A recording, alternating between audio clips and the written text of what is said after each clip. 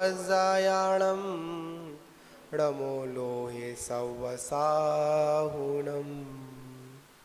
अनंतानंत सिद्धि परमेष्टि भगवान की, प्रथम तीर्थंकर आदिनाथ भगवान की, शांतिनाथ भगवान की, महावीर भगवान की, परम पूज्य आचार्य श्री कुंद कुंद देव स्वामी की, आचार्य श्री ईश्वर आदि सागर जी, महावीर कीर्ति जी, विमल सागर जी गुरु महाराज की, परम पूज्य तपस्वी सम्राट आचार्य गुरुदेव सन्मति सागर जी गुरु महाराज की, परम पूज्य परंपराचार्य श्री ईश्वर सौभाग्य सागर जी गुरु महाराज की, अहिंसामय विश्व धर्म की,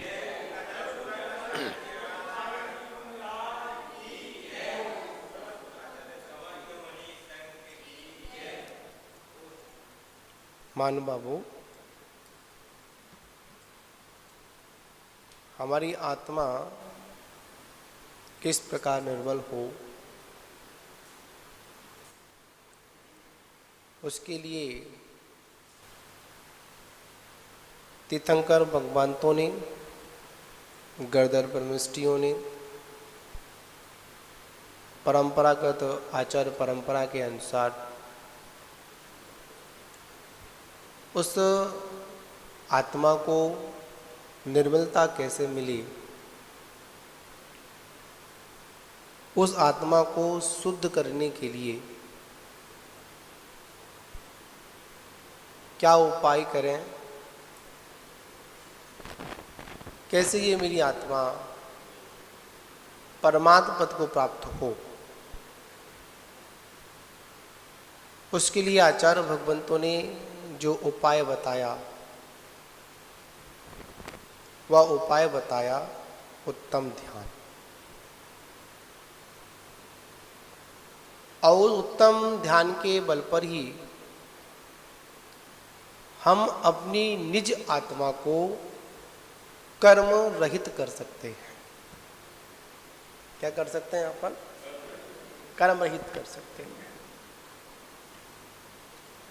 अधिकांश मोक्ष मार्ग में जितनी भी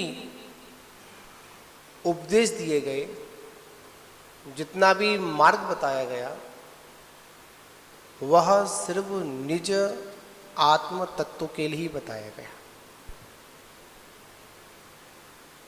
जो कुछ भी समझना है, जैसे भी समझना है, किसको निर्मल करना है, किसको पवित्र करना है, तो स्वयं करना है। और इसको पवित्र करने वाला कौन है? बताओ, कोई है कि पवित्र करने वाला? स्वयं। स्वयं ही जिम्मेदार हूं, निर्मल करने में भी और अनिर्मल करने में भी। मानते हैं इस आत्मा के साथ में अनादिकाल से कर्मों का संबंध है। अब आप लोगों से पूछें, कर्मों का संबंध या कर्मों ने आत्मा को संबंध बनाया या आत्मा ने कर्म का संबंध बनाया? किसने बनाया? जीव ने खुद। किसके बस? अज्ञानतावश। किसके प्रति झुकाव किया? पर वस्तुओं के प्रति सिर्फ, और किसी के लिए नहीं। डाला राहुल, बड़े माजी आ रहे, बंद करिए। आत्मा ने आत्मा को कर्मों से क्या किया? युक्त किया।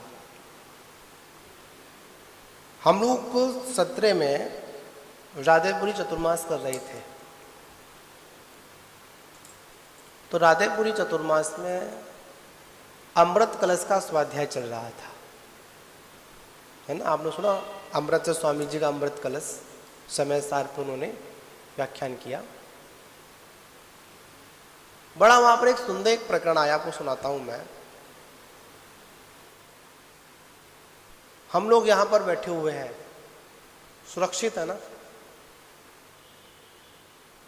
संयोगवश बाहर बारिश हो रही थी। क्या हो रही है? बारिश हो रही है। बारिश ने कहा कि आ तू भीग। क्यों रामस्वरूप जी? बारिश ने कभी कहा क्या कि आ महानुभाव तू भीग, मैं तेरा इंतजार कर रहा हूं, मैं तेरा इंतजार कर, तेरे को भिगाने के लिए बड़ा बेताब हूं, आ एक बार आ। पर यह जीव बाहर निकल के गया। कौन गया? जीव मतलब हम स्वयं। कहां गए? बाहर निकल कर गए, और बाहर निकल कर गए तो हुआ क्या?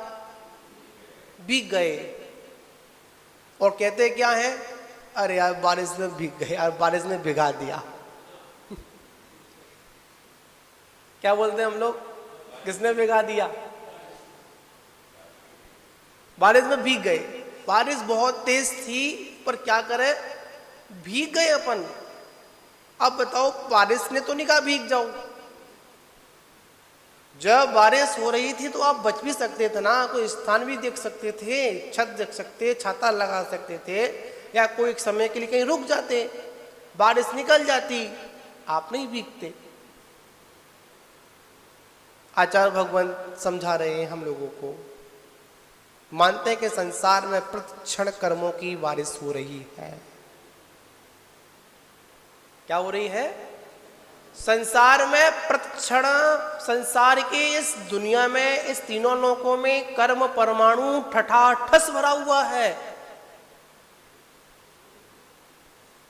हम खुद जाते हैं। कहां जाते हैं?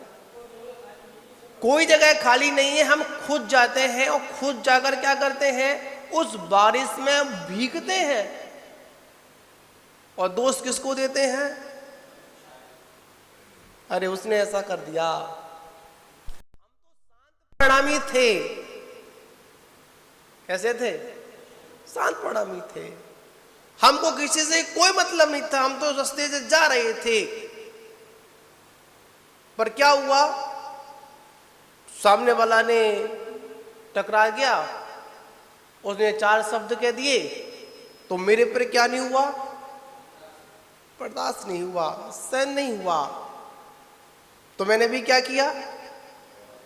उसने 2 सुनाया तो मैंने 4 सुना दिया, हिसाब बराबर हुआ। पर याद रखना, उसने 2 सुनाया, आपने 4 सुनाया। जब भी वो सुनाएगा तो आपको 4 के साथ में नहीं, वो आपको 8 के साथ में सुनाएगा। अगर किसी बात को वहीं पर रफा तफा करना है, उस बात को वहीं पर खत्म करना है, तो आचार्य भगवान कहते हैं सुनो और निकल जाओ। क्या करो? सुनो और निकल जाओ। भगवान महावीर स्वामी से लेकर 24 तीर्थंकर तक, या ऋषभ देव से लेकर महावीर पर्यंत तक जितने भी तीर्थंकर हुए, उन्होंने मात्र उपदेश दिया, किसी के कर्ता नहीं बने। क्या नहीं बने? कर्ता बने। तो उनके पास तो इतनी सामर्थ्य थी कि वो चाहते कि इस विश्व के हर प्राणी को सामर्थ्यवान कर सकते थे। उनके पास वो ज्ञान था, उस ज्ञान के बल पर हर व्यक्ति की अज्ञानता को नष्ट कर सकते थे। किनके पास? तीर्थंकर परमात्मा के पास दिव्य सुमोषण में सारी व्यवस्थाएं थी। पर उन्होंने कहा अगर मैं इनको करने में लग गया ना, ये तो जैसे के जैसे वैसे के वैसे ही रहेंगे। इनके चक्कर में क्या होगा? मेरा तो सब काम गड़बड़ हो जाएगा। उन्होंने कहा भाई तू जान, तेरा काम जान, मेरे को किससे मतलब है? अपने से मतलब है। और अपने से मतलब था, तभी उन्होंने ध्यान के बल पर समस्त कर्मों की निर्जरा कर ली, और निर्जरा के फल से उन्होंने मोक्ष की प्राप्ति कर ली। आचार्य भगवान कहते हैं झाड़ा तो कम निर्जरा, झाड़ा तो सब कर्म निजड़म। ध्यान से क्या होता है? समस्त कर्मों की निर्जरा होती है। और ध्यान यही इसलिए जाता है कि निर्जरा हो। अध्ययन करेंगे, कर्मों की निर्जरा नहीं होगी। बात समझने वाली है, क्या समझे? अध्ययन करोगे, पूजन करोगे, स्वाध्याय करोगे, क्या होगी? कर्मों की निर्जरा नहीं होगी। मानते हैं कि पाप कर्म रुक जाएगा, पापाश्रम रुक जाएगा, पर पुण्याश्रम हो रहा है ना। तो बताओ, कर्मों का ना रुका क्या? नहीं हुआ। और जो कर्म आया है तो अभी वो स्थिति हमारी तो नहीं है कि हम लोग बैठे हुए हैं, तो बंद को प्राप्त भी होगा। आचार्य भगवान कहते हैं अगर मोक्ष की प्राप्ति करनी है तो संपूर्ण निर्जरा होनी चाहिए। कैसी निर्जरा होनी चाहिए? संपूर्ण निर्जरा। एक सकाम निर्जरा होती है, एक अकाम निर्जरा होती है। एक तो जो कर्म बंधा है, जितने समय के लिए बंधा है, वो कर्म उतने समय में उदय में आएगा और निर्जीर्ण होगा। ये हर मनुष्य के अंदर है। चारों गतियों में, संसार के समस्त प्राणियों में एक निर्जरा तो जीव की प्रति समय चल रही है। समय के अनुसार समय आया और कर्म झड़ गया। जो चीज बंध को प्राप्त हुई है, निश्चित आगे चलकर वो उसको मुक्ति को प्राप्त अवश्य होगी। पर कैसे होगी? समय अनुसार होगी।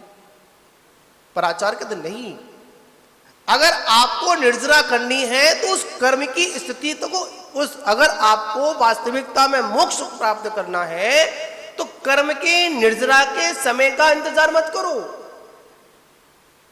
क्या करो? उत्तम ध्यान के बल पर उन कर्मों को पहले से, समय से पहले खिलारोगे तो क्या हो जाएगा? आपको निर्जरा का फल क्या मिलेगा? निर्जलम फलम मुखम। निर्जरा का फल क्या है? मोक्ष है। निर्जरा का फल संसार कभी नहीं हो सकता है। पर हम लोग क्या करते हैं? नहीं, इंतजार करेंगे। किसका इंतजार करेंगे? समय आने का इंतजार करेंगे। आप लोग जब कोई टिकट बुक कराते हैं, रेलवे की कराते हैं या फ्लाइट की कराते हैं या फिर कोई भी गाड़ी जो होती है ट्रेवल्स वाली कराते हैं, तो हम लोग क्या करते हैं? समय पर ही जाते हैं या समय से पहले जाते हैं? कहाँ जाते हैं अपन? समय से पहले जाते हैं ना। तो वहां पर भी कह सकते हैं समय पर जाएंगे, क्या गाड़ी तो टिकट तो हमारे पास है ही ना, क्या दिक्कत आ रही है? टिकट तो है ना। तभी जाएंगे कि जब प्लेटफॉर्म पर क्या आने वाली होगी? गाड़ी आने वाली होगी। और याद रखना एक बात ही पक्की है, उस टिकट का भी मूल्य तब है जब गाड़ी स्टेशन पर है। मानते कि टिकट है तो मानते कोई आपको टीटी आपका चालान नहीं काटेगा, आप पे टिकट तो है, पर मूल्य कब है? कि जब गाड़ी आ जाएगी। पक्का टिकट तो होना आवश्यक है, एंट्री तभी अंदर होगी। उसी प्रकार आचार्य भगवान कहते हैं कि मानते हैं कि गाड़ी जब आएगी तब आएगी, पर हमको समय पर पहुंचना पड़ेगा। और जब तक समय पर नहीं पहुंचोगे, क्या पता रास्ते में कोई ट्रैफिक मिल गया तो टिकट की टिकट खराब और दिमाग खराब और समय भी कैसा हो गया? खराब हो गया हमारा। अरे निकले नहीं, फंस गए। इसलिए आचार्य भगवान कहते हैं कभी भी किसी वस्तु का इंतजार मत करो, इंतजाम करो। क्या करना है? इंतजार नहीं करना है। उस वस्तु का इंतजार करोगे तो कभी नहीं मिलेगी। अगर वस्तु को प्राप्त करना है तो इंतजार नहीं, इंतजाम करो। कैसे इंतजाम करो? जिससे वो वस्तु सहजता से प्राप्त हो जाए। आचार्य भगवान कहते हैं अगर वास्तविकता में आत्मा का आनंद लेना है तो हमारा लक्ष्य निर्जरा पर होना चाहिए। किस पे होना चाहिए? शब्द है, एक होता है, आपने पढ़ा होगा, निर्वाण। क्या शब्द है? निर्वाण, और एक शब्द क्या है? निर्माण। बताओ किसको चुनना है? सच बोलना, सभा में बैठे हो आप लोग। मैं सूर्यनगर में घूमता हूं ना, मैं चर्या के लिए जाता हूं या सोच के लिए जाता हूं, तो देखता हूं हर जगह क्या चल रहा है। उस बिल्डर ने, मुझे कल बता रहे थे, उस बिल्डर ने इस वाले मकान को खरीदा और क्या किया? क्या चालू कर दिया? निर्माण चालू कर दिया। अभी तक हमारी जीवन शैली में मात्र क्या शब्द है? निर्माण शब्द है। निर्वाण शब्द तो दूर दूर तक है ही नहीं है। हम जिनाले भी आते हैं, भगवान की पूजा भी करते हैं, तो निर्वाण के उद्देश्य से पूजा नहीं करते हैं, निर्माण के उद्देश्य से पूजा करते हैं। भगवान मुझे ये मिल जाए, भगवान मुझे वो मिल जाए, भगवान ऐसा हो जाए। अभी हमारे पवन जी बोल रहे थे, अभी वल्लभ जी ने भजन बोला था, है ना? पवन जी ने बोला कि भगवान को मतलब नहीं है, तुम क्या कर रहे हो, पूजा करो तो ठीक, ना करो तो ठीक। ना भगवान कुछ देने वाले हैं, ना भगवान लेने वाले हैं। पर याद रखना, ना भगवान कुछ लेने वाले हैं, ना भगवान कुछ देने वाले, पर जो कुछ भी मिलेगा भगवान उसमें निमित्त मिलेगा और हमारे परिणामों की विशुद्धि से मिलेगा। याद रखना, परमात्मा की सन्निधि में आने से हमारे परिणामों में विशुद्धि आती है। आप मंदिर क्यों आते हैं? बताइए आप लोग, मंदिर क्यों आते हैं? विशुद्धि के लिए आते हैं ना। और जब तक हमारे परिणामों में विशुद्धि नहीं बनेगी, तब तक हमको इष्ट फल की प्राप्ति नहीं होगी। हमारे परिणाम कैसे हैं? बड़े मलिन हैं, राग द्वेष वाले हैं, ईर्षा वाले हैं, कसायों वाले हैं। कसाई कितनी होती हैं? 4, क्रोध, मान, माया, लोभ। लोभ वाले परिणाम है। अनेक प्रथमानियों ग्रंथों में पढ़ने को मिला, जब भी राजा महाराजा भगवान की आराधना करते थे, पूजन करते थे, भरत चक्रवर्ती जब पूजन करता था तो सीमित वस्तुओं से भगवान की पूजन नहीं करता था। कैसी से? सीमित। सीमित से मतलब ना, एक बात इतनी द्रव्य से करना है, एक ही थाली से करना है, इतने चावल चढ़ाने हैं, इतने ही बादाम चढ़ाने हैं, इतने अक्षत चढ़ाना है, इतना ही क्या करना है? द्रव्य चढ़ाना। नहीं नहीं, ऐसा नहीं। भरतेश वैभव आदि ग्रंथों में पढ़ने को मिला, जब चक्रवर्ती ने भगवान की महापूजा की, क्या की? ऋषभदेव स्वामी की महापूजन की, और महापूजन में इतना अच्छा, इतना सुंदर द्रव्य चढ़ाया, पहाड़ के पहाड़ बन जाते हैं। क्या बन जाते हैं? पहाड़ के पहाड़ बन जाते हैं। और हम लोग मन में क्या सोचते हैं? इतनी सारी द्रव्य चढ़ा रहे हैं, चढ़ाने के बाद में इस द्रव्य का क्या होगा? क्यों जी प्रेमचंद जी? नहीं तो चलिए, निर्वाल है। हमको तो मात परमात्मा ने जो दिया है, तेरा तुझको अर्पण। आज तारीख भी कौन सी है? 13। तारीख भी कौन सी है आज? 13। जो कुछ भी है, जैसा भी है, सब किसके प्रसाद से है? किसकी भक्ति से है? आपके ही प्रसाद से मुझे ये कुछ, सब कुछ मिला है परमात्मा। और मैं क्या करता हूं? तुमको ही अर्पण कर देता हूं। ये भक्त की भावना है। कैसी है? भक्त की भावना है। याद रखना, अगर निश्चय तक पहुंचना है, निश्चय धर्म को स्वीकार करना है, तो व्यवहार धर्म में चलना पड़ेगा।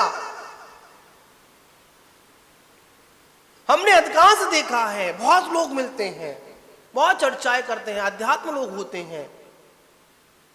जैसे जिनालय में आते हैं, स्वास्थ्य सभा में आते हैं, संतों के सानिध्य में आते हैं, तो संपूर्णता से निश्चय की बात करते हैं। ऐसा प्रतीत होता है कि इनसे बड़ा धर्मात्मा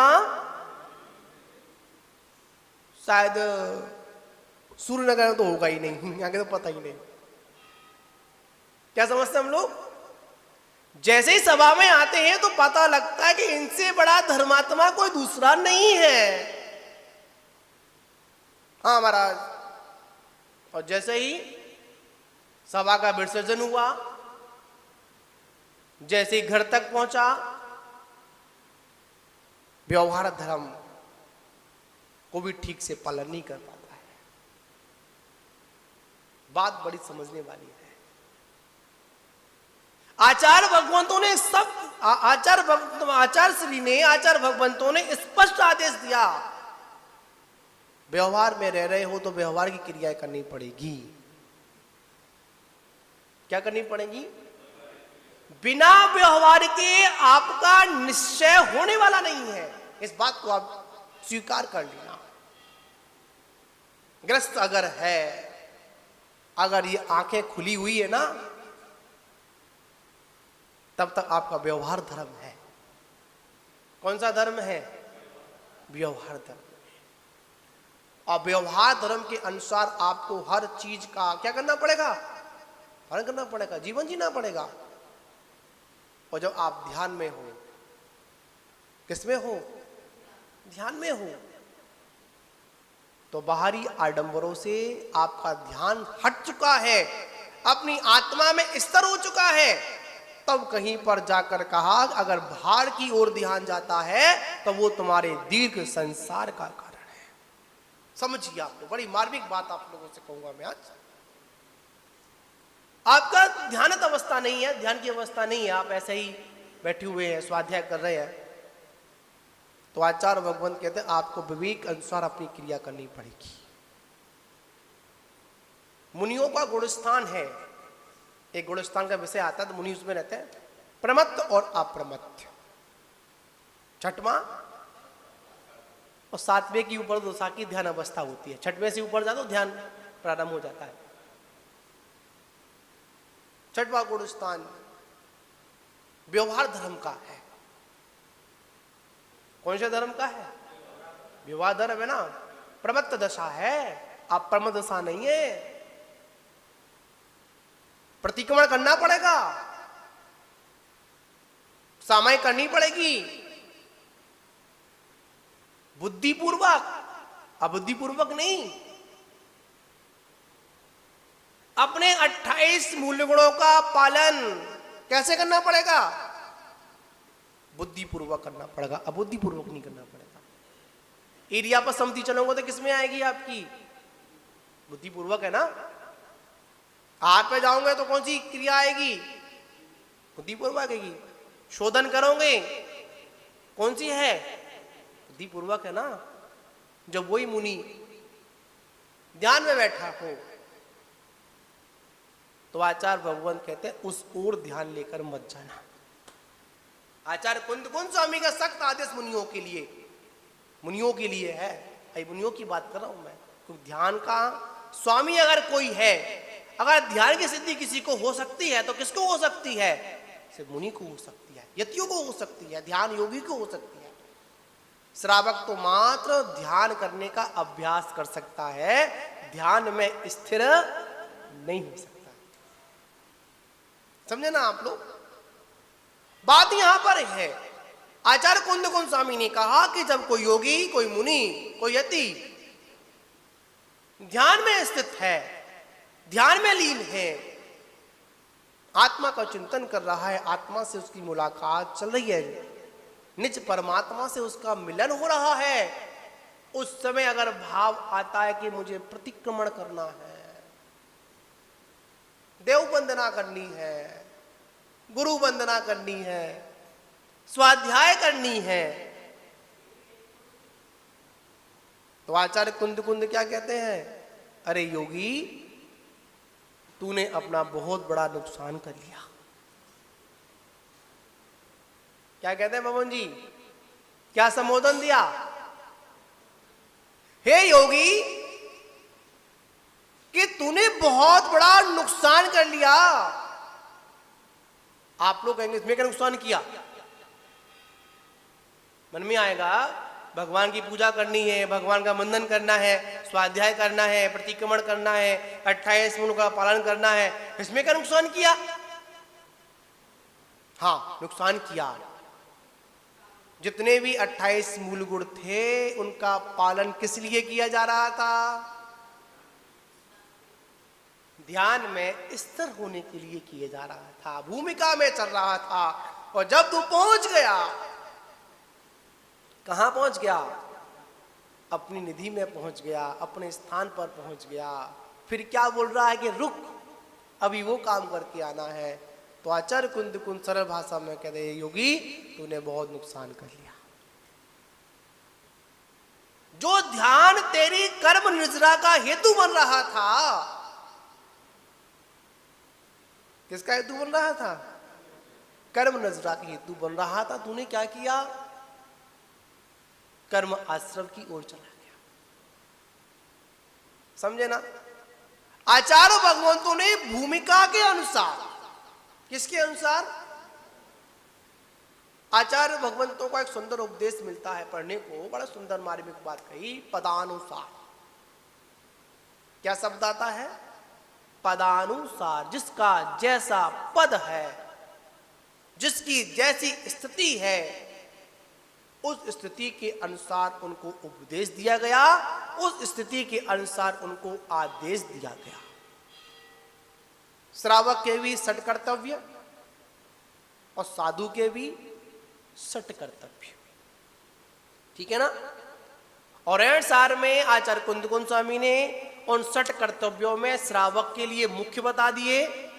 दानम पूजा मुख्यम, दान और पूजा किसके लिए मुख्य है? श्रावक के लिए मुख्य है।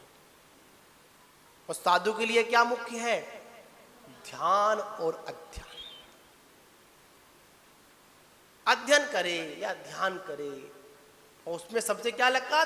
ध्यान रखा। ध्यान, ध्यान करिए। और ध्यान में अगर आपकी एकाग्रता नहीं बन पाए तो क्या करिए? अध्ययन करिए। मानवा उसी प्रकार श्रावक को भी आदेश दिया कि आप क्या करें? दान करें और पूजन करें। दानम पूजा मुख्यम। एक दान शासन नाम की पुस्तक है, आचार्य वासुदेव सागर जी महाराज उसका प्रतिपादन किया है। सबसे पहले उसमें क्या रखा? दान रखा। 4 प्रकार के दान होते हैं ना? कौन कौन से होते हैं? आहार दान, औषध दान, अभय दान, और क्रम गड़बड़ कर रहे हो पद। आहार दान, ज्ञान दान, औषध दान, आहार दान, औषध दान, ज्ञान दान और अभय दान। ठीक। आचार्य भगवंत ने उस पुस्तक में अभय दान को पहले रखा। मानते कि उत्तम दान में आता है आहार दान। उत्तम सर्वश्रेष्ठ दान कौन सा होता है? आहार दान होता है। उससे पहले क्या रखा? अभय दान रखा। जीव दया। श्रावक के लिए क्या बताया सबसे पहले? जीव दया। अगर सुखी होना है, आनंद में होना है, चाहे कितनी भी पूजन पाठ कर लेना, कितने भी व्रत नियम को पालन कर लेना, कितनी भी उत्कृष्ट साधना कर लेना, अगर आपके जीवन में जीव दया नहीं है तो वो सब कुछ व्यर्थ है। एक सुंदर प्रश्न आपसे पूछूंगा, सभी से पूछूंगा। राकेश जी, आप सुनेंगे इस प्रश्न को, बड़ा मार्मिक प्रश्न है सभी लोगों के लिए। जहां जाता हूं करता हूं। आप सहयोग से मंदिर जी आ रहे हैं, है ना? जब मंदिर जी आते हैं तो बड़े व्यवस्थित होकर आते हैं, है ना? और मंदिर आ रहे हैं, और मंदिर आते समय अगर कोई सड़क के किनारे कोई मरणासन अवस्था में कोई जानवर पड़ा हो, तड़प रहा हो, समझे ना, क्या कर रहा हो, तड़प रहा हो। बताओ क्या करोगे आप?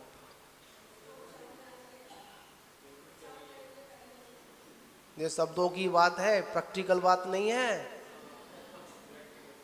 शब्दों की बात नहीं करना चाहिए हम लोगों को अगर सुखी होना है तो।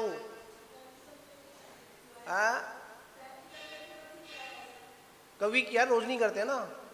मन में तो आई जाता यार, इस पर इसको देखूं या भगवान को देखूं, अपने कपड़ों को देखूं या ये गंदा पड़ा हुआ है इसको देखूं मैं। मन में हीनता आई जाती है, पहले मंदिर जाता हूं बाद में इसको देखूंगा। क्या, पहले किसको देखूंगा? भगवान को देखूंगा। मन में ख्याल आता है?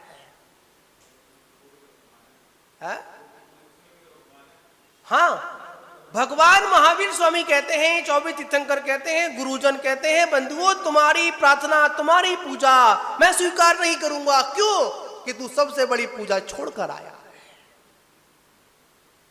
क्या छोड़कर आया है? सबसे बड़ी पूजा। क्या करके आया है? छोड़कर आ गया ना। क्यों? दया नहीं थी। क्या नहीं थी? जीव दया नहीं थी। भगवान महावीर स्वामी ने, अन्य तीर्थंकरों ने हमको क्या उपदेश दिया कि सबसे पहले अगर कोई व्रत आता है तो कौन सा व्रत आता है? अहिंसा महाव्रत, अहिंसाणुव्रत। श्रावक के लिए क्या बता दिया? अहिंसाणुव्रत। और मुनि के लिए क्या बता दिया? अहिंसा महाव्रत। आप चलकर आ रहे हो, चार भूमि देखकर नहीं आ रहे हो, कितने कीड़े मर गए, कितनी चिड़िया मर गई। बताओ, आपकी पूजा स्वीकार होगी क्या? सिर्फ मुनियों के लिए ईर्या पर सम्मति नहीं है, याद रखना। समझे ना आप लोग? जितना अधिकार मुनियों का है व्रतों पर, उतना ही अधिकार किसका है? श्रावकों का है। श्रावक भी पालन करें। घर में पोछा लगाएं, घर में झाड़ू लगाएं या घर का कोई काम करें तो ध्यान रखें कहीं कोई चींटी ना आ जाए, मर ना जाए। शुरुआत धर्म की कहां से होती है? मंदिर से होती है, घर से होती है? बताओ प्रदीप जी, अखबार वालों, है जी? घर से होती है ना। और घर ही अगर हमारा सुरक्षित नहीं है, घर में हिंसात्मक कार्य हो रहे हैं, तो याद रखना मंदिर में कितना भी कर जय जयनाथ परम गुरु होए, मोक्ष की प्राप्ति होने वाली नहीं है, पूजा स्वीकार नहीं की जाएगी। मंदिर में आने से पहले संपूर्ण विष्णु में, संपूर्ण संसारिक कार्यों में लिप्त होकर जीवा रहा है, चारों कसाई में लिप्त है और भगवान का अभिषेक कर रहा है, भगवान की पूजन कर रहा है। फिर बोल रहा है कि भगवान की कृपा दृष्टि नहीं हो रही। क्या समझे? भगवान ने क्या करना बंद कर दिया है? कृपा करना बंद कर दिया है। अरे भगवान की कृपा तब होगी जब तू छोटे मोटे जीवों में कृपा कर।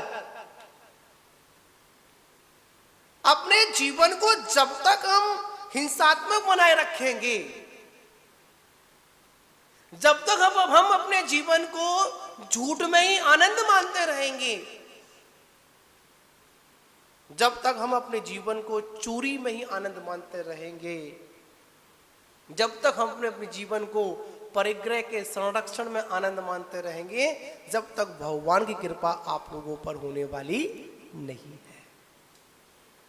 दुर्ध्यान करने वाले जीवों पर भगवान कभी कृपा नहीं करता, इस बात को आप मान लेना।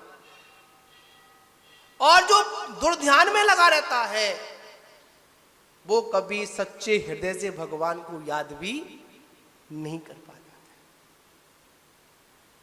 भगवान किसके हृदय में आकर विराजमान होते हैं? बोलते हृदय के चौकी पर, हृदय के आसन पर हे भगवान आगे तिष्ठु। कहां पर? हृदय कमल पर। किसको बैठालते हैं अपन? भगवान को विराजमान करते हैं ना। आप बताओ, अपन जिन प्रतिमा को कहां विराजमान करते हैं अपन?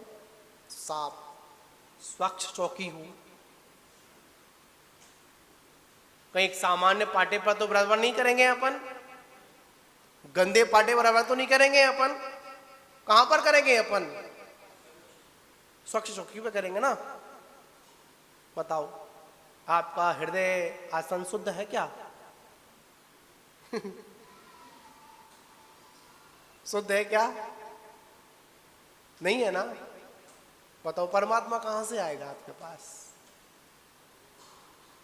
परमात्मा कहता अगर मेरे को प्राप्त करना है, मुझ तक पहुंचना है, अगर मेरे को बुलाना है ना, तो ज्यादा कुछ मत कर, एक काम कर, कसाये को हटा दे। क्या हटा दे?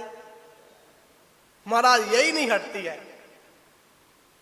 सब हटा देंगे, क्रोध हटा देंगे, मान हटा देंगे, माया हटा देंगे, लोभ हटा देंगे। महाराज क्या करें, बड़ा टेढ़ा काम है।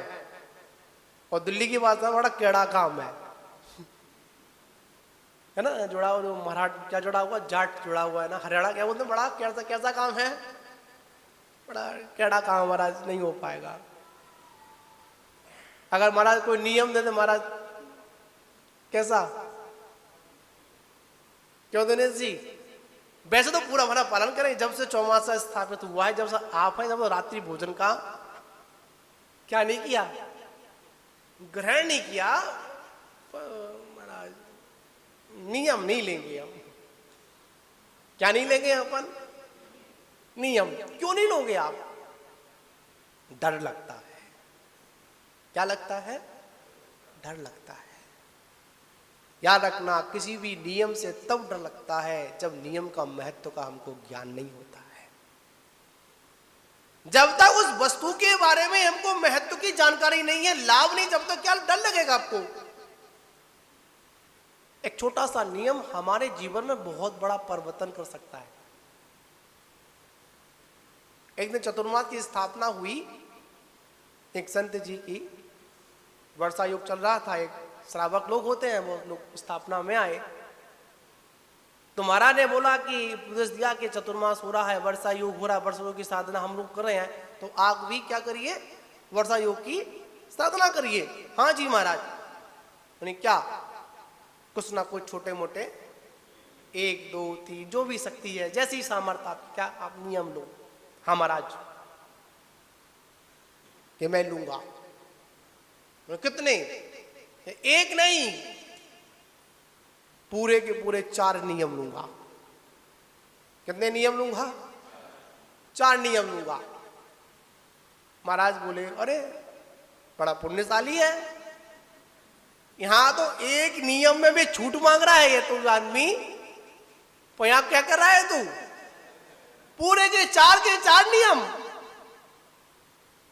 अरे बहुत बढ़िया। कौन से नियम? मैंने तो महाराज सुनो, मेरा नियम यह है कि पहले तो किसी राजा की लड़की से हाथ नहीं मिलाऊंगा। क्या नहीं करूंगा? राजा की लड़की से कभी हाथ नहीं मिलाऊंगा। दूसरा तीसरा नियम सोचकर बताऊंगा। चौथा नियम यह है, कभी भी जिंदगी में कोई नियम लूंगा नहीं। समझे ना आप लोग? हम लोग ऐसा भी जीवन जीते हैं कभी कभी। महान बाबू, हमारे जीवन में जब तक नियम का महत्व नहीं सुनेंगे, जब तक नियमों के बारे में हम लोग उस नियम से क्या मिलता है। आचार्य महाराज ने हमको कोल्हापुर में एक बहुत सुंदर एक प्रवचन दिया था, चल रहा तो सुनने को मिला, स्वाध्याय चली थी उस समय। एक मांस सेवन करने वाला था और वही व्यक्ति शराब पीने वाला था। उसके अंदर 2 व्यसन थे और उनके बिना वो रह नहीं पाता था। तो एक वो होती है, धुनने वाला होता है, इधर से उधर जाते इधर जाते हैं। तो उस समय आचार्य महाराज ने उसको मतलब उपदेश बताया, संत के पास पहुंचो, संत जी ने कहा, मुनि ने कहा कि एक काम करना कि जब तू इस इधर जाए तो मांस का सेवन मत करना, और उधर जाए तो शराब का सेवन मत करना। बीच की दूरी आने जाने तक क्या कर देना, त्याग कर देना। ठीक है, नियम ले लिया, संयोग से इधर से उधर गया, उधर से इधर गया, त्याग था, ऊपर से क्या हो गया, कोई जीव जंतु पड़ गया, त्याग के साथ में मृत्यु हुई, वो भी स्वर्ग का अधिपति बन गया। क्या बन गया, स्वर्ग का अधिपति बन गया। ऐसे बहुत से उदाहरण हैं, छोटे छोटे नियमों ने हमारे जीवन को बदल दिया। पर हम लोग क्या करते हैं, नहीं महाराज हम पे नहीं पलेगा, हमको नहीं, नहीं ऐसा नहीं, नियम तो लेना है। और श्रावक का ये कम से कम नियम तो होना चाहिए कि मैं प्रतिदिन देव दर्शन करने के बाद ही भोजन ग्रहण करूंगा। क्या ग्रहण करूंगा, भोजन ग्रहण करूंगा। आचार्य भगवान कहते हैं रात में भोजन करते हो, अवक्ष बक्ष का कोई ध्यान नहीं है, और बड़े भक्ति भाव से भगवान मेरे हृदय कमल में पधारो। बताओ भगवान पधारेगा क्या, भगवान कहेगा भैया तब पधारूंगा, पहले हृदय की चौकी तो ठीक कर, सुरक्षित कर। इसमें तेरे हृदय में दुर्ध्यान भरा हुआ है।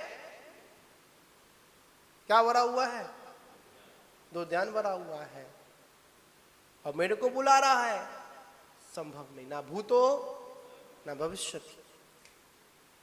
परमात्मा उन्हीं के हृदय में स्थापित होता है, परमात्मा उन्हीं की सुनता है जो परमात्मा की सुनता है। क्या समझे आप लोग, परमात्मा किसकी सुनता है, जो परमात्मा की सुनता है। और जो परमात्मा की सुनता नहीं, तो परमात्मा भी कहता मैं भी तेरी सुनने वाला नहीं हूं, कितना भी चिल्ला, कितना ही पूजा कर, कितना भी अभिषेक कर, कोई फर्क नहीं पड़ता है मुझे। महानुभावों, परमात्मा तक उसी की आवाज आ सकती है जिसकी प्रार्थना में अहंकार नहीं। क्या नहीं, अहंकार नहीं, समर्पण है। बालक की भांति आप लोग भक्तामर पढ़ते हो ना, चंद्रमा है ना, किसमें बिंब पड़ रहा है, किसमें थाली में बिंब पड़ रहा है, और चंद्रमा ऊपर है। बालक क्या करता है, भक्ति के बाद उस चंद्रमा को पकड़ने का प्रयास करता है। तो आचार्य भगवान कहते हैं कि मैं भी उस बालक की भांति क्या चेष्टा कर रहा हूं आपके सामने, वो चंद्रमा में उस थाली में चंद्रमा को पकड़ने का काम कर रहा हूं। एक और आता है भक्ति वसान, आता ना, वक्तावर पे आता है, चलो पढ़ते होंगे। एक मृग एक सिंह का सामना करती है, मृगनी किसका सामना करती है, सिंह का। किसके लिए, अपने बच्चे के लिए करती है। किसके बस, ममता के वशीभूत होकर उस सिंह का सामना करती है। उस हिरणी को पता है मैं शेर का मुकाबला नहीं कर सकती हूं मैं, फिर भी अपने बच्चों को बचाने के लिए वो क्या करती है, सिंह का सामना करती है। आचार्य मानव गोस्वामी कहते हैं, हे प्रभु मैं भी आपकी भक्ति करने में सामर्थ्यवान नहीं हूं, फिर भी भक्ति के वशीभूत होकर आपकी क्या कर रहा हूं, आपकी स्तुति कर रहा हूं। ऐसे भाव जब होते हैं, समर्पण के भाव जब होते हैं, तभी 48 ताले खुल जाते हैं। और जब ऐसे भाव नहीं होते हैं तो 148 कर्म का बंध भी हो जाता है। कितनी कर्म प्रकृतियां बंद होता है, कितने कर्म हैं, 148 कर्म प्रकृतियां हैं जो बंध रूप है, वो 118 है, नहीं 118 बंद रूप, ठीक है ना। यहां पर विचार करना है, सोचना है, चिंतन करना है। भक्ति में क्या चल रहा है हमारे, कलुषता चल रही है, ध्यान से नहीं कर रहे हैं। तो भगवंत कहते हैं पहले ध्यान को एकाग्र करिए, कसाय को हटाइए। अगर कोई मिल जाए तो क्या सुनाइए उसे, नमोकार मंत्र सुनाइए। नहीं, भगवान को सुनाएंगे नमो रिहंताणम, नमो सिद्धाणम, नमो आयरियाणम, नमो वज्रायाणम, नमो लोए। किसको सुनाते हैं,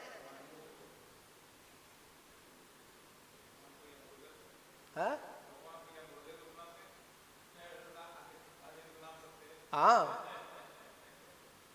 आचार्य भगवंत कहते हैं अगर ये नमोकार मंत्र तूने मर्द आसन पर किसी जीव को सुनाया होता ना तो क्या होता, उसका कल्याण अवश्य होता।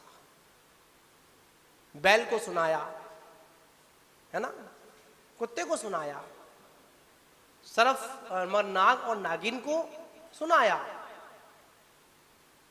पर एक बात कहें आप लोगों को समझने वाली है, बड़ा चिंतन वाली बात के बीच से समय भी अपना हो रहा है, ठीक है ना। बात समझने वाली है आप लोगों के लिए। जब भी किसी मनुष्य को संबोधन किया जाता है तो मनुष्य का संबोधन नहीं दिया गया। जब भी उदाहरण प्रस्तुत किया गया तो किसी ना किसी त्रिंच का दिया गया। त्रिंच पर्याय से चलकर जीव तीर्थंकर बन गया। क्या बन गया, तीर्थंकर बन गया। और हम मनुष्य पर्याय में आकर क्या बन गए, त्रिंच की भांति जीना प्रारंभ कर दिया। त्रिंच भी अपना जीवन यापन कर लेता है। आचार्य भगवंत कहते जिनके जीवन में उत्तम ध्यान नहीं है, जिनके जीवन में दान पूजा नहीं है, जिनके जीवन में अध्ययन नहीं है, जिनके जीवन में कर्तव्य नहीं है, जो कर्तव्य को समझते ही नहीं है, वो व्यक्ति जानवर की भांति है, त्रिंच की भांति है, असुर की भांति है। हर मनुष्य को अपने कर्तव्य का क्या करना चाहिए, पालन करना चाहिए। पर हम लोग क्या करते हैं, स्वार्थी लोग हैं। जब मंदिर के जीने के ऊपर चढ़ते हैं ना, कमरे को सब एक पर्ची लगी हुई है, मोहित जी पढ़ना, क्या लिखा, निस्वार्थ। मेरी नजर जब जीने पर चढ़ता हूं, जब मंदिर की ओर जाता हूं, उस पर्ची पर पड़ती है। पर्ची पे क्या लिखा हुआ है, निस्वार्थ। शब्द बड़ा ही छोटा है, पर आगे का शब्द तो है ही नहीं, नी तो है ही नहीं। क्या है, स्वार्थ है, इसके अलावा और कुछ भी नहीं है। तो आचार्य भगवंत कहते हैं उत्तम ध्यान के बल पर क्या करें, निर्जरा करें। झाड़ दो सब कम्मम निर्जरा। और निर्जरा का फल क्या है, आचार्य भगवंत कहते हैं निर्जरा फलम मुखम। निर्जरा से क्या प्राप्त होती है, मोक्ष की प्राप्ति होती है। तो हमें क्या करना है, निर्जरा करनी है, ठीक है। या हमको निर्वाण करना है या निर्वाण करना है, बताओ राकेश जी, क्या करना है। अभी तक ध्यान तुम्हारा निर्वाण में ही है। अलग अलग कोटियां बना दो। क्या बना दो, अलग अलग कोटियां बना दो। खुद तो परिग्रह है ही, दूसरों को क्या बना दो, इसको भी परिग्रहधारी बना दो। हो जा बेटा तू भी मेरे जैसा हो जा। भक्ति आनंद मानता है। जैसे जैसे किसी परिग्रह के वस्तु के भाव बढ़ते हैं ना, बड़ा आनंद आता है। पर याद रखना, परिग्रह में जो भाव बढ़ेगा बढ़ेगा। अगर भवों का अंत करना है, क्या करना है, अगर भवों का अंत करना है तो अपने परिणामों में विशुद्ध भाव करने पड़ेंगे। परिग्रह में आनंद नहीं मानना, चोरी में आनंद नहीं मानना, झूठ बोलने में आनंद नहीं मानना, हिंसा में आनंद नहीं मानना। इसी को कहते हैं रौद्र परिणाम। कौन सा ध्यान है? रौद्र ध्यान है। तो हम लोगों ने कुछ दिनों से कौन से ध्यान पर चर्चा की? 2 ध्यान, आर्ध ध्यान, रौद्र ध्यान, ठीक है ना। आगे के विषय में अपन क्या प्रारंभ करेंगे? अपन कौन सा ध्यान है?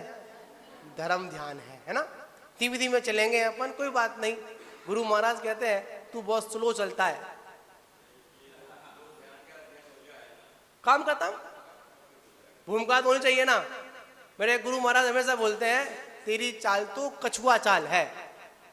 कैसी चाल है? धीमे धीमे रेंगता हूं, धीमे धीमे चलता हूं। खरगोश चाल नहीं चलता मैं।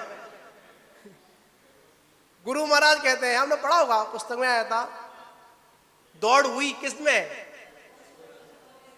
कछुए में, खरगोश में हुई। खरगोश ने क्या किया?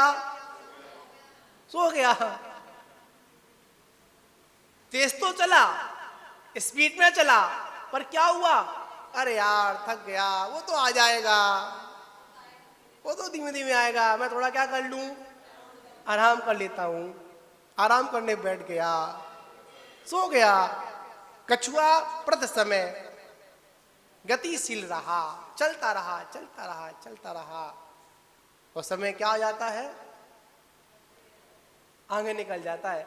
एक हमारे तीर्थंकर है ना, कौन से भगवान है? उनका चिन्ह क्या है? कछुआ। पता है? कछु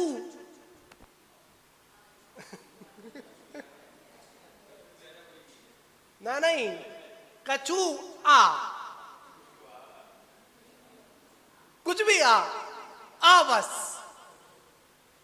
क्या करते हम लोग? कुछ भी आ, कैसा भी आ, धर्म का आ, अधर्म का आ, पर आ। इसलिए बहुत से लोगों ने कछुआ की पूजा चालू कर दी है। मैं देखता हूं हाथ में अंगूठी पहन लेते हैं। पहनते किसके लिए पहनते हैं? हे भगवान कुछ आ, कैसे भी आ, बस आ जा। तो महान बाबू ये सारा विषय चलता रहता है। चर्चा बहुत लंबी है और समय कैसा है? सीमित है। हम सभी लोग आगे चर्चा करेंगे। किसकी करेंगे अपन आगे चर्चा? ध्यान की चर्चा करेंगे। और ध्यान में कौन सा ध्यान? धर्म ध्यान की चर्चा करेंगे। जय बोलो महावीर भगवान की जय। मुझे ये मिल जाए, भगवान मुझे वो मिल जाए, भगवान ऐसा हो जाए। अभी हमारे पवन जी बोल रहे थे, अभी वल्लभ जी ने भजन बोला था, है ना। पवन जी ने बोला कि भगवान को मतलब नहीं है, तुम क्या कर रहे हो, पूजा करो तो ठीक, ना करो तो ठीक। ना भगवान कुछ देने वाले हैं, ना भगवान लेने वाले हैं। पर याद रखना, ना भगवान कुछ लेने वाले हैं, ना भगवान कुछ देने वाले, पर जो कुछ भी मिलेगा भगवान उसमें निमित्त मिलेगा और हमारे परिणामों की विशुद्धि से मिलेगा। याद रखना, परमात्मा की सन्निधि में आने से हमारे परिणामों में विशुद्धि आती है। आप मंदिर क्यों आते हैं? बताइए, आप लोग मंदिर क्यों आते हैं? विशुद्धि के लिए आते हैं ना। और जब तक हमारे परिणामों में विशुद्धि नहीं बनेगी तब तक हमको इष्ट फल की प्राप्ति नहीं होगी। हमारे परिणाम कैसे हैं? बड़े मलिन हैं, राग द्वेष वाले हैं, ईर्ष्या वाले हैं, कसायों वाले हैं। कसाई कितनी होती हैं? 4, क्रोध, मान, माया, लोभ। लोभ वाले परिणाम है। अनेक प्रथमानुयोग ग्रंथों में पढ़ने को मिला, जब भी राजा महाराजा भगवान की आराधना करते थे, पूजन करते थे, भरत चक्रवर्ती जब पूजन करता था तो सीमित वस्तुओं से भगवान की पूजन नहीं करता था। कैसी से? सीमित। सीमित से मतलब ना, एक बस इतनी द्रव्य से करना है, एक ही थाली से करना है, इतने चावल चढ़ाने हैं, इतने बादाम चढ़ाने हैं, इतने अक्षत चढ़ाना है, इतना ही क्या करना है, द्रव्य चढ़ाना। नहीं नहीं, ऐसा नहीं। भरतेश वैभव आदि ग्रंथों में पढ़ने को मिला जब चक्रवर्ती ने भगवान की महापूजा की। क्या की? ऋषभदेव स्वामी की महापूजन की, और महापूजन में इतना अच्छा, इतना सुंदर द्रव्य चढ़ाया, पहाड़ के पहाड़ बन जाते हैं। क्या बन जाते हैं? पहाड़ के पहाड़ बन जाते हैं। और हम लोग मन में क्या सोचते हैं, इतनी सारी द्रव्य चढ़ा रहे हैं, चढ़ाने के बाद में इस द्रव्य का क्या होगा? क्यों जी प्रेमचंद जी? नहीं सोच रही है, निर्वाल है। हमको तो मात परमात्मा ने जो दिया है, तेरा तुझको अर्पण। आप तारीख भी कौन सी है? तेरा। तारीख भी कौन सी आज? तेरा। जो कुछ भी है, जैसा भी है, सब किसके प्रसाद से है, किसकी भक्ति से है? आपके ही प्रसाद से मुझे ये कुछ, सब कुछ मिला है परमात्मा। और मैं क्या करता हूं? तुमको ही अर्पण कर देता। ये भक्त की भावना है। कैसी है? भक्त की भावना है।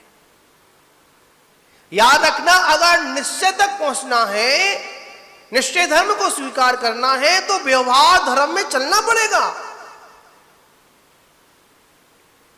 हमने अधिकांश देखा है, बहुत लोग मिलते हैं, बहुत चर्चाएं करते हैं, अध्यात्म लोग होते हैं, जैसी जिनालय में आते हैं, स्वास्थ्य सभा में आते हैं, संतों के सानिध्य में आते हैं, तो संपूर्णता से निश्चय की बात करते हैं। ऐसा प्रतीत होता है कि इनसे बड़ा धर्मात्मा शायद सूर्यनगर में तो होगा ही नहीं, यहाँ के तो पता ही नहीं। क्या समझते हैं हम लोग? जैसे ही सभा में आते हैं तो पता लगता है कि इनसे बड़ा धर्मात्मा कोई दूसरा नहीं है। हाँ महाराज। और जैसे ही सभा का विसर्जन हुआ, जैसे ही घर तक पहुंचा, व्यवहार धर्म को भी ठीक से पालन नहीं कर पाता है। बात बड़ी समझने वाली है। आचार्य भगवंतों ने सब, आचार्य श्री ने, आचार्य भगवंतों ने स्पष्ट आदेश दिया, व्यवहार में रह रहे हो तो व्यवहार की क्रियाएं करनी पड़ेगी। क्या करनी पड़ेगी? बिना व्यवहार के आपका निश्चय होने वाला नहीं है। इस बात को आप स्वीकार कर लेना। ग्रस्त अगर है, अगर ये आंखें खुली हुई है ना, तब तक आपका व्यवहार धर्म है। कौन सा धर्म है? व्यवहार धर्म। और व्यवहार धर्म के अनुसार आपको हर चीज का क्या करना पड़ेगा? पालन करना पड़ेगा, जीवन जीना पड़ेगा। और जब आप ध्यान में हो, किसमें हो? ध्यान में हो, तो बाहरी आडंबरों से आपका ध्यान हट चुका है, अपनी आत्मा में स्थिर हो चुका है। तब कहीं पर जाकर कहा, अगर बाहर की ओर ध्यान जाता है तो वो तुम्हारे दीर्घ संसार का कारण है। समझिए, आपको बड़ी मार्मिक बात आप लोगों से कहूंगा मैं आज। आपका ध्यानत अवस्था नहीं है, ध्यान की अवस्था नहीं है, आप ऐसे ही बैठे हुए हैं, स्वाध्याय कर रहे हैं, तो आचार्य भगवंत कहते हैं आपको विवेक अनुसार अपनी क्रिया करनी पड़ेगी। मुनियों का गुणस्थान है, एक गुणस्थान का विषय आता है तो मुनि उसमें रहते हैं, प्रमत्त और अप्रमत्त, छठवां और सातवें की ऊपर दोषा की ध्यान अवस्था होती है। छठवें से ऊपर जाता तो ध्यान प्रारंभ हो जाता है। छठवां गुणस्थान व्यवहार धर्म का है। कौन से धर्म का है? व्यवहार धर्म है ना। प्रमत्त दशा है, अप्रमत्त दशा नहीं है। प्रतिक्रमण करना पड़ेगा, सामायिक करनी पड़ेगी बुद्धिपूर्वक, अबुद्धिपूर्वक नहीं। अपने 28 मूल्य गुणों का पालन कैसे करना पड़ेगा? बुद्धिपूर्वक करना पड़ेगा, अबुद्धिपूर्वक नहीं करना पड़ेगा। एरिया पर सम्मति चलोगे तो किसमें आएगी आपकी? बुद्धिपूर्वक है ना। हाथ पे जाओगे तो कौन सी क्रिया आएगी? बुद्धिपूर्वक आएगी। शोधन करोगे कौन सी है? बुद्धिपूर्वक है ना। जब वही मुनि ध्यान में बैठा हो तो आचार्य भगवान कहते हैं उस ओर ध्यान लेकर मत जाना। आचार्य कुंद स्वामी का सख्त आदेश मुनियों के लिए है। भाई मुनियों की बात कर रहा हूं मैं। तो ध्यान का स्वामी अगर कोई है, अगर ध्यान की सिद्धि किसी को हो सकती है तो किसको हो सकती है?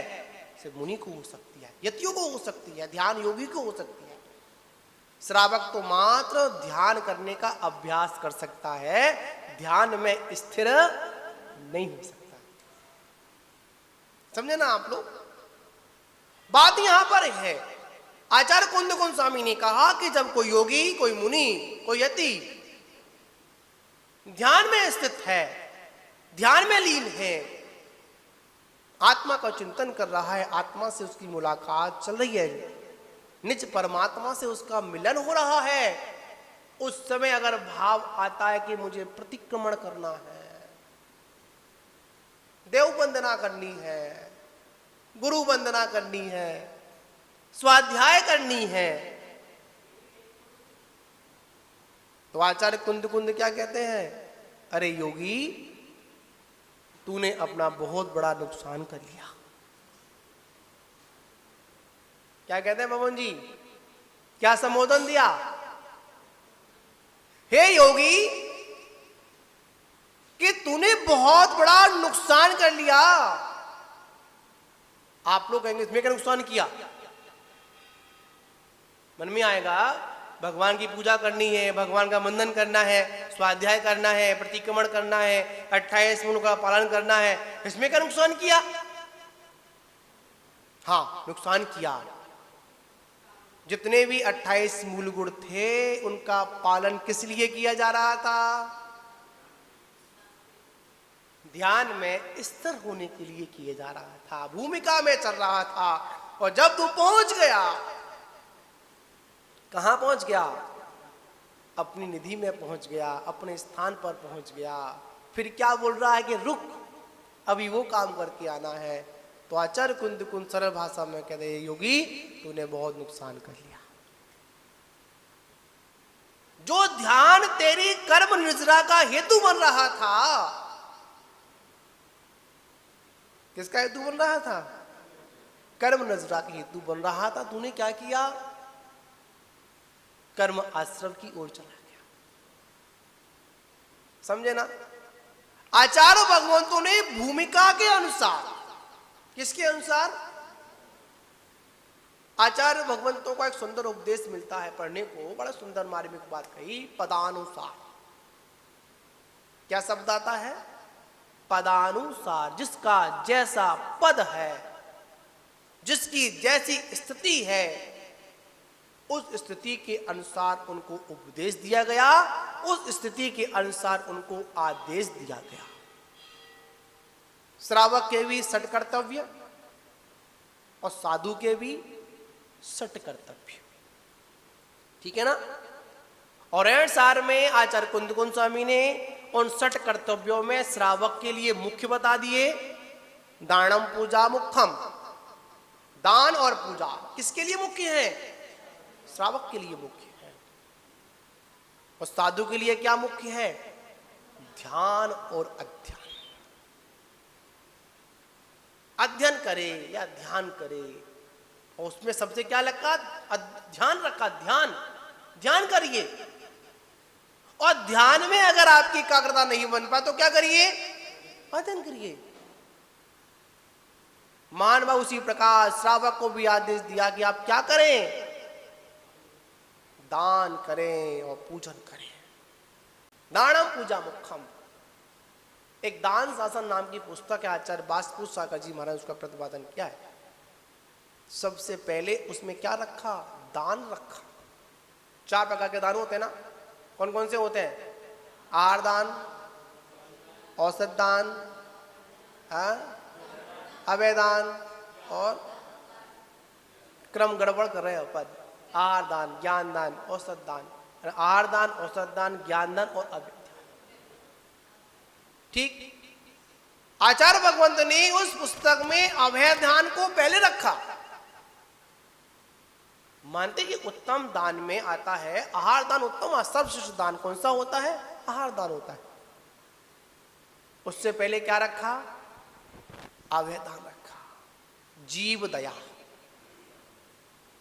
श्रावक के लिए क्या बताया सबसे पहले? जीव दया। अगर सुखी होना है, आनंद में होना है, चाहे कितनी भी पूजन पाठ कर लेना, कितने भी व्रत नियम को पालन कर लेना, कितनी भी उत्कृष्ट साधना कर लेना, अगर आपके जीवन में जीव दया नहीं है तो वो सब कुछ व्यर्थ है। एक सुंदर प्रश्न आपसे पूछूंगा, सभी से पूछूंगा। राकेश जी, आप सुनेंगे इस प्रश्न को, बड़ा मार्मिक प्रश्न है सभी लोगों के लिए, जहां जाता हूं करता हूं। आप सहयोग से मंदिर जी आ रहे हैं, है ना? जब मंदिर जी आते हैं तो बड़े व्यवस्थित होकर आते हैं, है ना? और मंदिर आ रहे हैं, और मंदिर आते समय अगर कोई सड़क के किनारे कोई मरणासन अवस्था में कोई जानवर पड़ा हो, तड़प रहा हो, समझे ना? क्या कर रहा हो? तड़प रहा हो, बताओ क्या करोगे आप?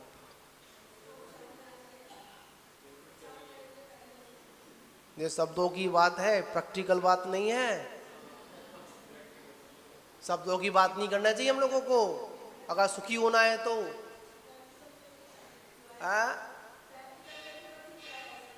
कभी क्या, रोज नहीं करते ना। मन में तो आ जाता है यार, इस पर इसको देखूं या भगवान को देखूं,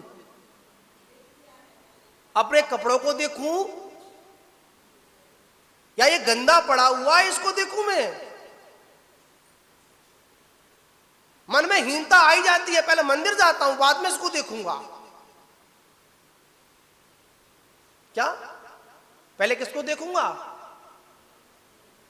भगवान को देखूंगा। मन में ख्याल आता है,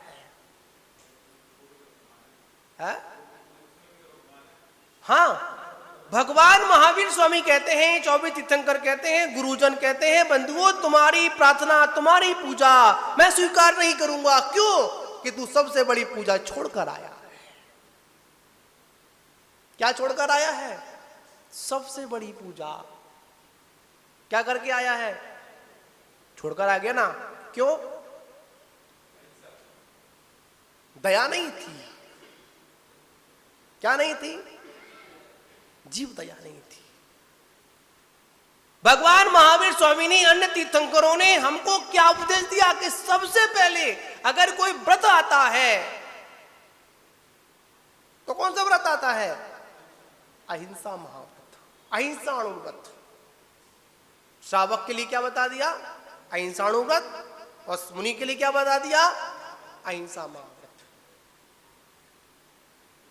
आप चलकर आ रहे हो, 4 भूमि देखकर नहीं आ रहे हो, कितने कीड़े मर गए, कितनी चींटियां मर गई,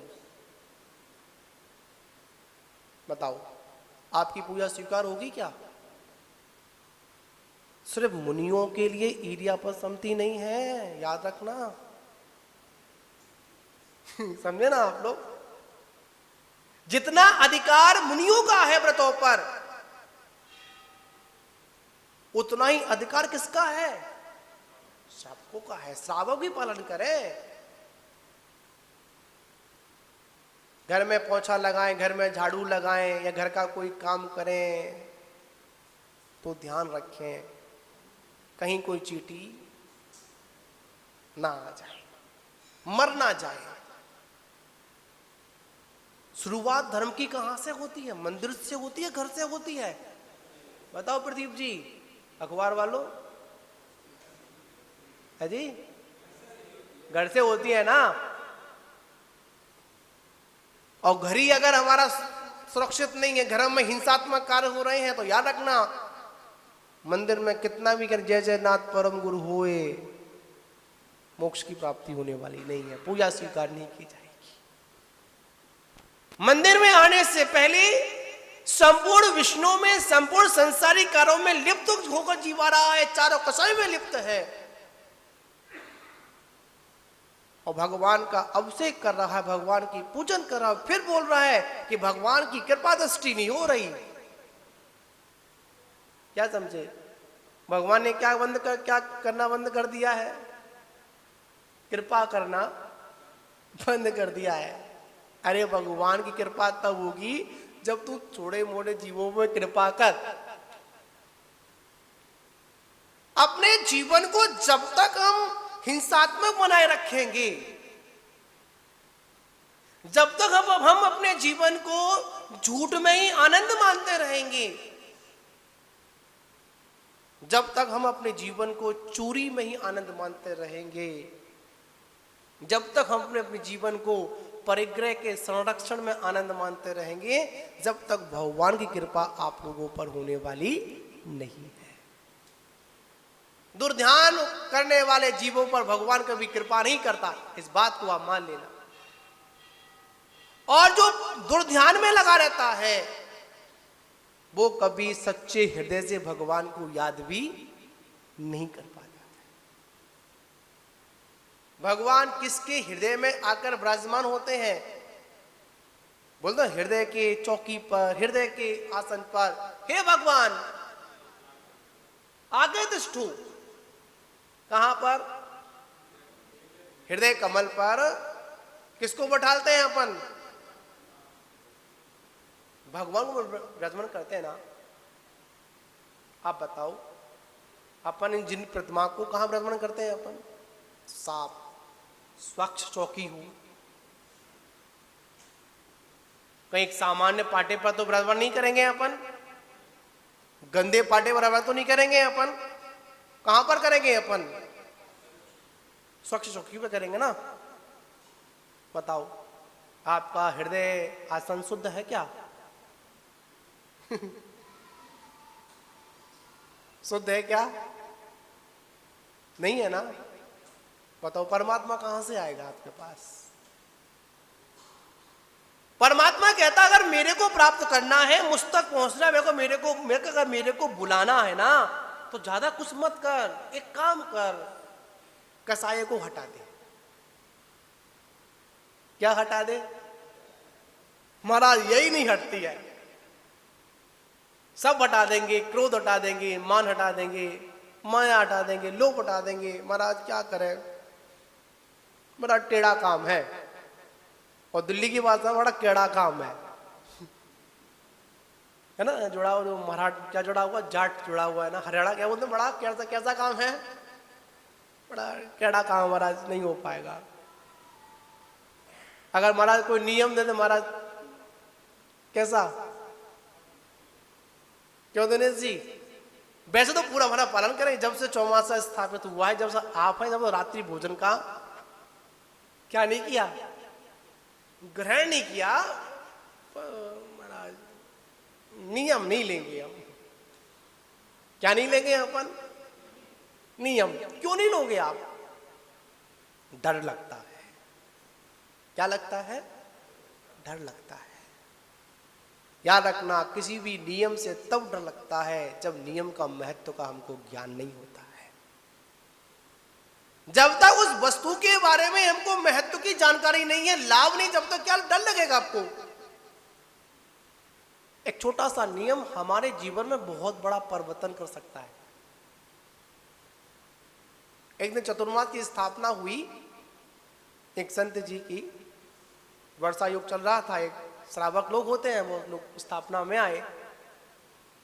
तो महाराज ने बोला कि उपदेश दिया कि चतुर्मास हो रहा है, वर्षा योग हो रहा है, वर्षा योग की साधना हम लोग कर रहे हैं, तो आप भी क्या करिए, वर्षा योग की साधना करिए। हाँ जी महाराज। उन्हें क्या कुछ ना कुछ छोटे मोटे 1 2 3 जो भी शक्ति है, जैसी सामर्थ्य आप क्या आप नियम लो। हाँ महाराज कि मैं लूंगा। कितने? एक नहीं, पूरे के पूरे 4 नियम लूंगा। कितने नियम लूंगा? 4 नियम लूंगा। महाराज बोले अरे बड़ा पुण्यशाली है, यहां तो एक नियम में भी छूट मांग रहा है ये तो आदमी, तो यहां क्या कर रहा है तू? पूरे के 4 नियम। अरे बहुत बढ़िया, कौन से नियम? मैंने तो महाराज सुनो, मेरा नियम यह है कि पहले तो किसी राजा की लड़की से हाथ नहीं मिलाऊंगा। क्या नहीं करूंगा? राजा की लड़की से कभी हाथ नहीं मिलाऊंगा। दूसरा तीसरा नियम सोचकर बताऊंगा। चौथा नियम यह है कभी भी जिंदगी में कोई नियम लूंगा नहीं। समझे ना आप लोग? हम लोग ऐसा भी जीवन जीते हैं कभी कभी। महान बाबू, हमारे जीवन में जब तक नियम का महत्व नहीं सुनेंगे, जब तक नियमों के बारे में हम लोग उस नियम से क्या मिलता है। आचार्य महाराज ने हमको कोलाब में एक बहुत सुंदर एक प्रवचन दिया था, चल रहा तो सुनने को मिला, स्वाध्याय चली थी उस समय।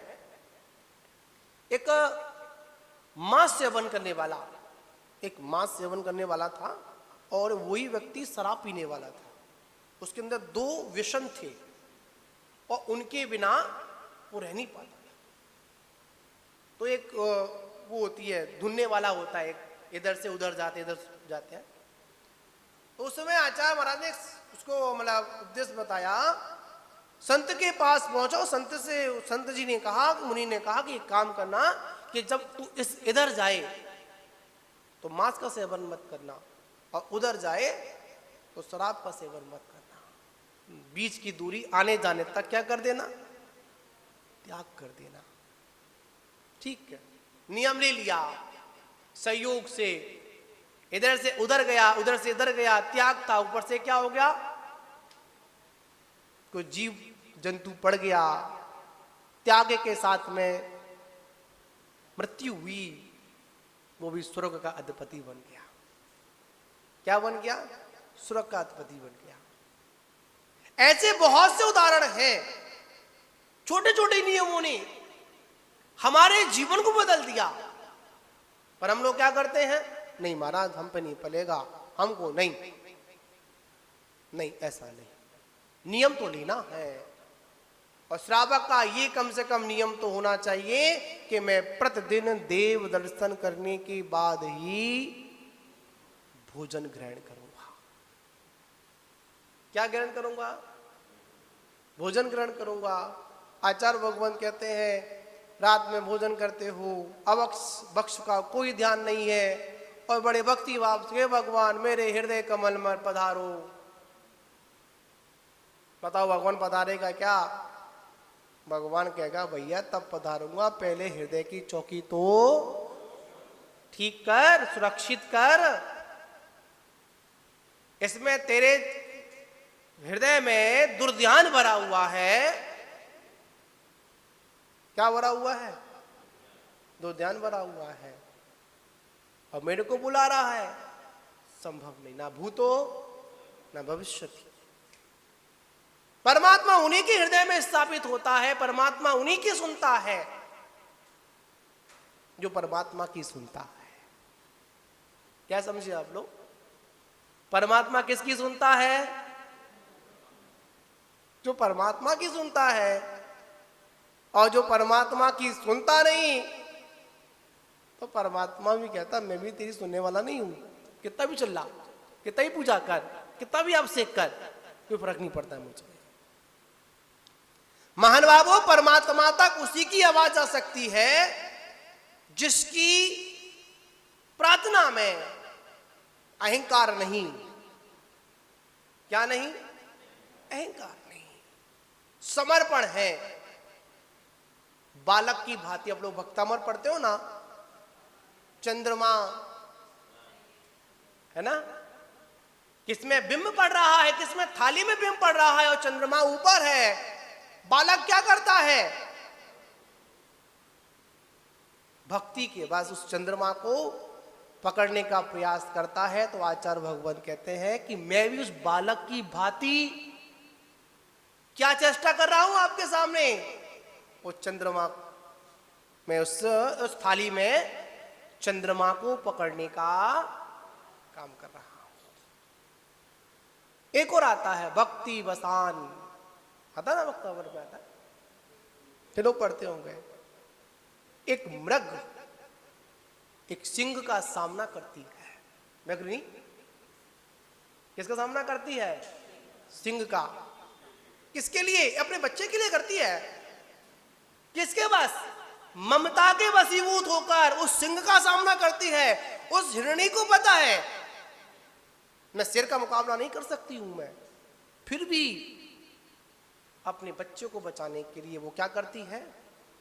सिंह का सामना करती है। आचार्य मानव गोस्वामी कहते हैं, हे प्रभु, मैं भी आपकी भक्ति करने में सामर्थ्यवान नहीं हूं, फिर भी भक्ति के वशीभूत होकर आपकी क्या कर रहा हूं? आपकी स्तुति कर रहा हूं। ऐसे भाव जब होते हैं, समर्पण के भाव जब होते हैं, तभी 48 ताले खुल जाते हैं। और जब ऐसे भाव नहीं होते हैं तो 148 कर्म का बंध भी हो जाता है। कितनी कर्म प्रकृतियां बंद होता है? कितने कर्म हैं? 148 कर्म प्रकृतियां हैं। जो बंद रूप है वो 118 है, नहीं 118 बंद रूप, ठीक है ना। यहां पर विचार करना है, सोचना है, चिंतन करना है। भक्ति में क्या चल रहा है? हमारे कलुषता चल रही है, ध्यान से नहीं कर रहे हैं। तो भगवंत कहते हैं पहले ध्यान को एकाग्र करिए, कसाय को हटाइए। अगर कोई मिल जाए तो क्या सुनाइए उसे? नमोकार मंत्र सुनाइए। नहीं, भगवान को सुनाएंगे नमो रिहंताणम, नमो सिद्धाणम, नमो आयरियाणम, नमो वज्रायाणम, नमो लोए। किसको सुनाते हैं?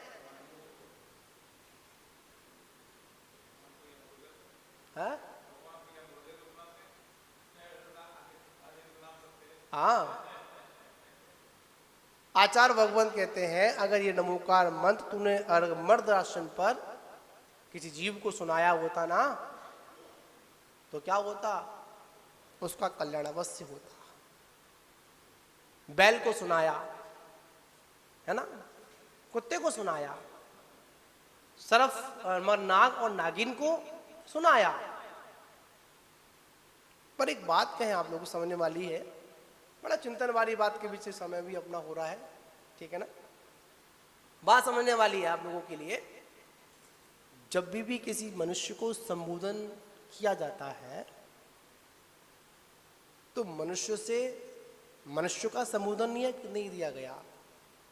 जब भी उदाहरण प्रस्तुत किया गया तो किसी ना किसी त्रिंच का दिया गया। त्रिंच पर्याय से चलकर जीव तीर्थंकर बन गया। क्या बन गया? तीर्थंकर बन गया। और हम मनुष्य पर्याय में आकर क्या बन गए? त्रिंच की भांति जीना प्रारंभ कर दिया। त्रिंच भी अपना जीवन यापन कर लेता है। आचार्य भगवंत कहते जिनके जीवन में उत्तम ध्यान नहीं है, जिनके जीवन में दान पूजा नहीं है, जिनके जीवन में अध्ययन नहीं है, जिनके जीवन में कर्तव्य नहीं है, जो कर्तव्य को समझते ही नहीं है, वो व्यक्ति जानवर की भांति है, त्रिंच की भांति है, असुर की भांति है। हर मनुष्य को अपने कर्तव्य का क्या करना चाहिए? पालन करना चाहिए। पर हम लोग क्या करते हैं? स्वार्थी लोग हैं। जब मंदिर के जीने के ऊपर चढ़ते ना, कमरे को सब एक पर्ची लगी हुई है, मोहित जी पढ़ना, क्या लिखा? निस्वार्थ।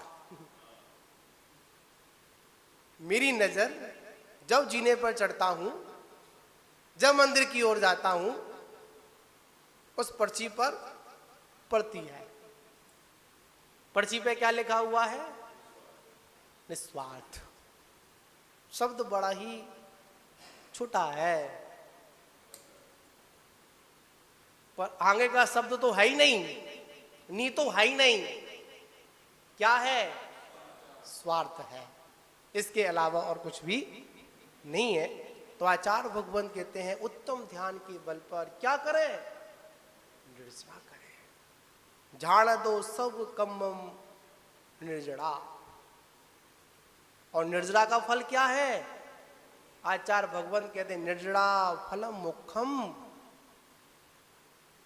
निर्जरा से क्या प्राप्त होती है? मोक्ष की प्राप्ति होती है।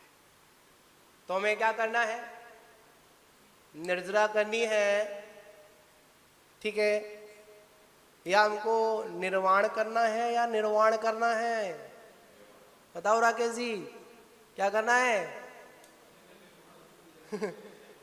अभी तक ध्यान तुम्हारा निर्वाण में ही है। अलग अलग कोटियां बना दो।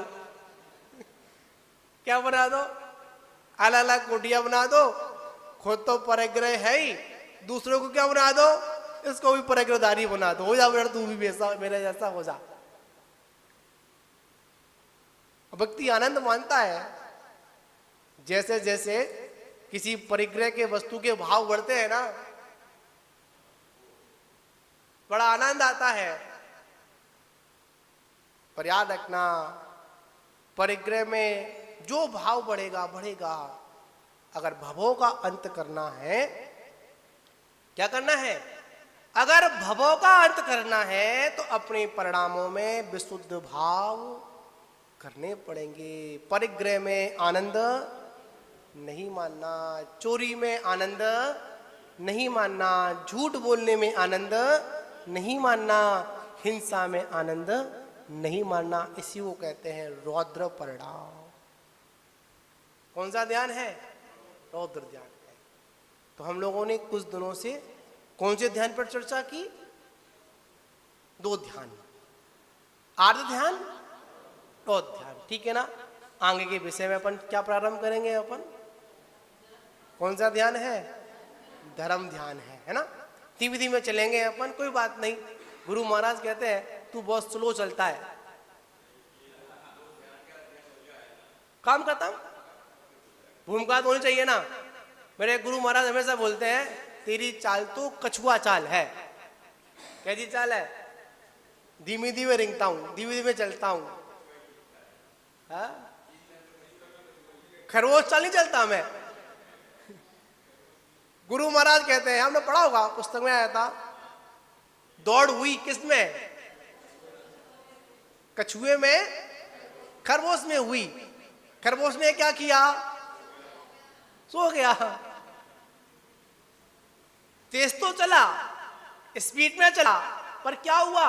अरे यार थक गया। वो तो आ जाएगा, वो तो धीमे धीमे आएगा, मैं थोड़ा क्या कर लूं, आराम कर लेता हूं।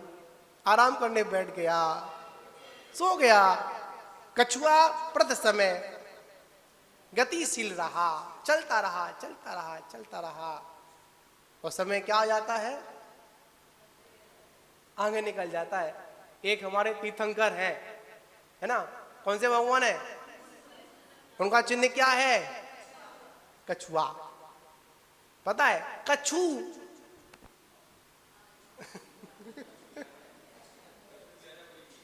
ना, नहीं, कछु आ, कुछ भी आ बस। क्या करते हम लोग? कुछ भी आ, कैसा भी आ, धर्म का आ, अधर्म का आ, पर आ। इसलिए बहुत से लोगों ने कछुआ की पूजा चालू कर दी है। मैं देखता हूं हाथ में अंगूठी पहन लेते हैं। पहनते किसके लिए पहनते हैं? हे भगवान कुछ आ, कैसे भी आ, बस आ जा। तो महान बाबू ये सारा विषय चलता रहता है। चर्चा बहुत लंबी है, पर समय कैसा है? सीमित है। हम सभी लोग आगे चर्चा करेंगे। किसकी करेंगे अपन आगे चर्चा? ध्यान की चर्चा करेंगे। वो ध्यान में कौन सा ध्यान?